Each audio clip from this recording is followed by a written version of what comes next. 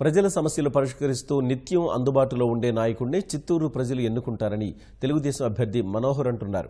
5 ఏళ్లలో ప్రభుత్వం అమలు చేసిన అభివృద్ధి సంక్షేమ పథకాలే విజయానికి బాటలు వేస్తాయంటున్నారు. చిత్తూరు తెలుగుదేశం అభ్యర్థి ఏఎస్ మనోహర్తో ఈటీవీ ముఖాముఖి. చిత్తూరు శాసనసభ నియోజకవర్గ తెదేపా అభ్యర్థిగా ఏఎస్ మనోహర్ బరిలో ఉన్నారు. 2004 నుంచి 2009 వరకు శాసనసభ్యుడిగా, అంతకుముందు చిత్తూరు మున్సిపల్ చైర్మన్గా పదవీ బాధ్యతలు నిర్వహించినప్పటికీ 2014 నుంచి 19 వరకు క్రియాశీలక రాజకీయాలకు దూరంగా ఉన్న మనోహర్ అనూహ్య రీతిలో తెదేపా టికెట్ దక్కించుకుని బరిలోకి దిగారు. ఈ నేపథ్యంలో చిత్తూరు శాసనసభ స్థానాన్ని ఏ విధంగా తెలుగుదేశం పార్టీ తిరిగి నిలబెట్టుకోగలుగుతుంది, ఆయన విజయావకాశాలు ఎలా ఉన్నాయి, ఆయన ప్రచారశాలలు ఎలా ఉండబోతుంది అనే విషయాలు ఆయన అడిగి తెలుసుకుందాం. 2014 నుంచి 19 వరకు క్రియాశీలక రాజకీయాలకు దూరంగా ఉన్నప్పటికీ మీరు తెలుగుదేశం అభ్యర్థిత్వాన్ని దక్కించుకోగలిగారు. మీ విజయావకాశాలు ఎలా ఉంటాయంటారు? ఒక ఎక్స్ఎమ్మెల్యేగా నాకున్న పలుకుబడితో, అంతకుముందు మున్సిపల్ చైర్మన్ చేసినట్టు అనుభవంతో నా దగ్గరికి ఈ చిన్న చితక పనులు కూడా జిల్లా హెడ్ క్వార్టర్గా పెట్టి ఒక చిత్తూరు నియోజకవర్గం కాకుండా జిల్లా ప్రజలు నా దగ్గరకు వస్తుంటారు. మీకు చిత్తూరు ప్రజల అవకాశం కల్పిస్తే చిత్తూరు పట్టణాన్ని ఏ విధంగా అభివృద్ధి చేయాలనుకుంటున్నారు? మున్సిపల్ చైర్పర్సన్గా ఉన్నప్పుడే చూపించానండి ఏ విధంగా చేయొచ్చు అని. చిత్తూరు పట్టణానికి ఏ విధంగా, మున్సిపాలిటీకి ఏ విధంగా రాబడి రావాలి, అలాగే సైమల్టేనియస్గా ప్రజలు కూడా ఏ విధంగా ఉండాలనేది నేను ఆ రోజుల్లో చేశాను. అది ప్రజలు మర్చిపోరండి. ఎందుకంటే రాత్రి 12 గంటలైనా మహిళలు బిందెలు ఎత్తుకుని తిరిగే రోజులు అవి.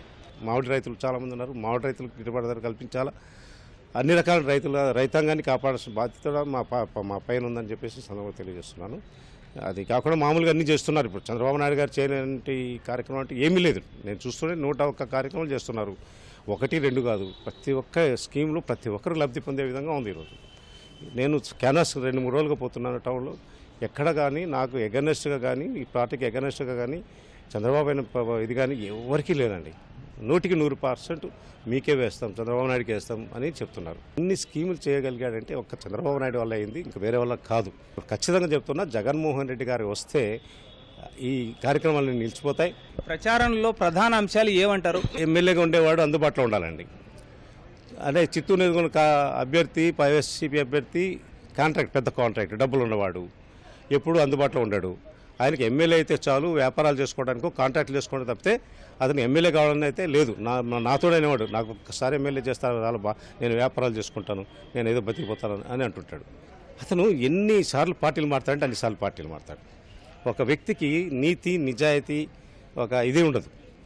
ఏ పార్టీ ఎప్పుడు కడవాలి వేసుకుంటే నిమిషాలు మార్చేస్తుంటాడు. నేను ఎందుకు ఈ 4 సంవత్సరాలు తిరగలేదు అని నా ఓట్లు పడవనుకుంటే తప్పు. ప్రతి ఒక్క కార్యకర్త, ప్రతి ఒక్క నాయుడు తెలుగుదేశం పార్టీలో ప్రతి ఒక్క కార్యక్రమానికి అటెండ్ అవుతున్నాడు, అందరికి తెలుస్తున్నాడు. ప్రతి ఒక్క జన్మభూమిలో డోర్ టు డోర్ పోతున్నారు ప్రతి సంవత్సరం. అలాగే పసుపు కుంకుమ కార్యక్రమం పెడితే అటెండ్ అవుతున్నారు. మనోహర్గా నేను ఓటు అడగడంలే, తెలుగుదేశం పార్టీ చంద్రబాబు నాయుడు తరపునే పోతున్నా. నేను పోయినా పోకపోయినా నాకు ఓట్లు వేస్తారు. సీకే బాబు కూడా తెలుగుదేశం పార్టీలోకి చేరుతున్నారు. సో అంటే ఓవైపు సీకే బాబుకు వ్యతిరేక వర్గం తెలుగుదేశం పార్టీలో ఉండేవాళ్ళు కొంచెం అసంతృప్తితో ఉన్నారంటున్నారు. అటు సీకే బాబును, ఇటు సీకే బాబు పట్ల వ్యతిరేకత ఉండే వారిని ఏ విధంగా సమన్వయం చేసుకుంటారండి? తప్పదండి. ఇప్పుడు కొన్ని పార్టీ హైకమాండ్ నిర్ణయం తీసుకున్నప్పుడు మనం దాన్ని ప్రకారమే పోవాలి, దాన్ని నచ్చజెప్పాలి. ఏమన్నా ఉంటే వాళ్ళకి ఏమైనా గ్యారంటీస్, వాళ్ళకి ఏమైనా వేరే పదవులు కావాలంటే మనం చంద్రబాబు నాయుడు ద్వారా చెప్పి ఇప్పించగలిగితే సర్దుబాటు అవుతాయి, తప్పదు. ముఖ్యమంత్రి చంద్రబాబు నాయుడు చేపట్టిన సంక్షేమ అభివృద్ధి పథకాలతో పాటు శాసనసభ్యుడిగా, చిత్తూరు మున్సిపల్ చైర్మన్గా చేసిన అభివృద్ధి కార్యక్రమాలు ప్రజలు ఇప్పటికీ మర్చిపోలేదని, తన విజయానికి అవే బాటలు వేస్తాయని అభిప్రాయం వ్యక్తం చేస్తున్నారు. మరోవైపు తెలుగుదేశం పార్టీ అధిష్టాన నిర్ణయం మేరకు ఏ పార్టీకి సంబంధించిన వ్యక్తులైనా తెలుగుదేశం పార్టీలోకి చేరితే వారందరినీ కలుపుకొని సమన్వయం చేసుకొని పూర్తి స్థాయిలో విస్తృతంగా ప్రచారం నిర్వహించి విజయం సాధిస్తానన్న ధీమా ఆయన వ్యక్తం చేస్తున్నారు. కెమెరామెన్ సుధాకర్తో వి నారాయణప్ప, ఈటీవీ న్యూస్, చిత్తూరు నుంచి.